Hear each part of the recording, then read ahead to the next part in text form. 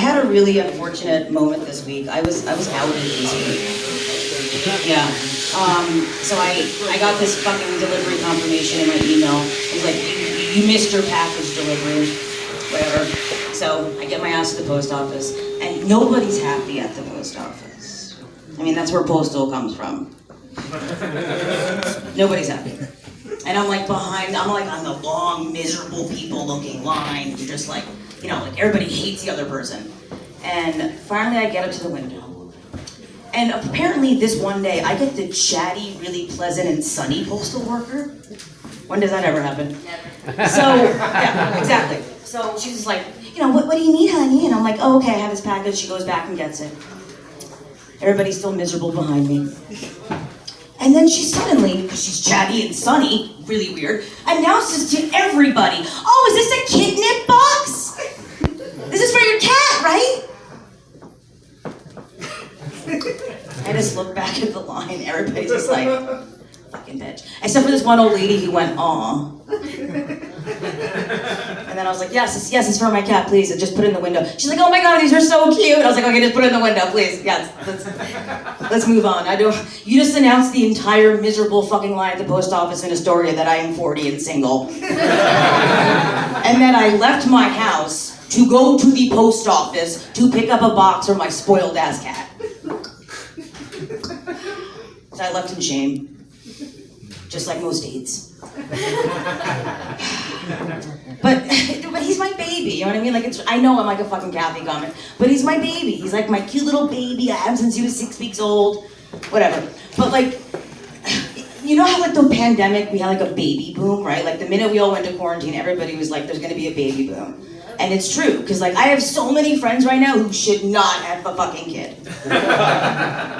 Like they shouldn't, like yeah, it's cute and like I like the pictures, but like you shouldn't have that kid. That's certain lockdown things that they don't work out for everybody.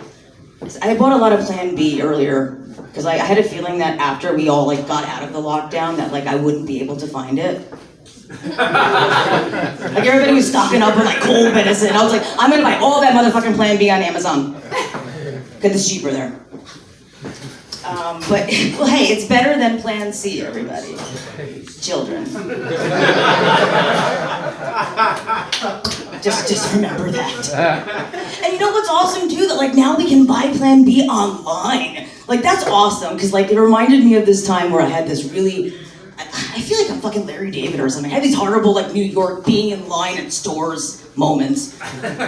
So many of them. But, like, there was this time, I think it was, like, my late 20s, and, like, I had just had one of those amazing late 20s, like, weekend-long sex sessions with somebody I just met, where, like, you don't leave their house, you're just, like, a sex hostage for, like, you know, 36 hours. And I needed to go get a Plan B.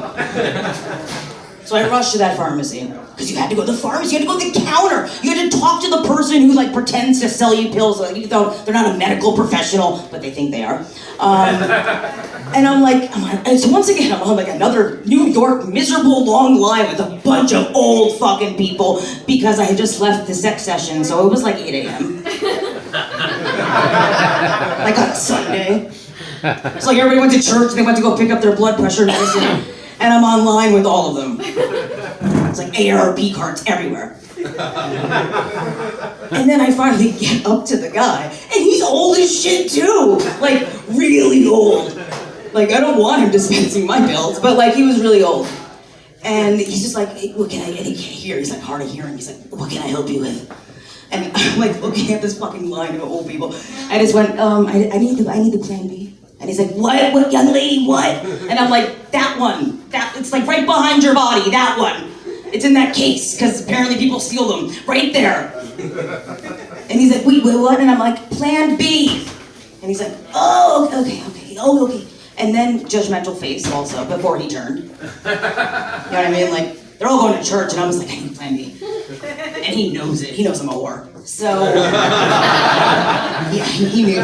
He saw right into my dirty soul. So he goes back, fucking, it feels like 10 hours later, comes back with it. And he's like, okay, he's like shaking, he's like, okay. And by the way, this shit was really fucking expensive back then. It was like $50 to buy a box of Plan B. Do you remember that? I remember it was worse than that. No, it was crazy. It was like, just like if you're like an unemployed comic like me, which I think I was back then, actually. Wow. I actually have a job now, though, but whatever. Still broke. But like he comes back with the fucking box, and he's like, okay, that's what, $700 fucking dollars apparently, $56, whatever. And he's just like, okay, but he's taking forever to give my change. And I literally just was like, okay, please hurry up because I only have like another 22 hours before this shit won't work. You need every hour. I need every hour, and you are killing me, open. I might as well have gone back and fuck more and then come back and pick up the fucking box.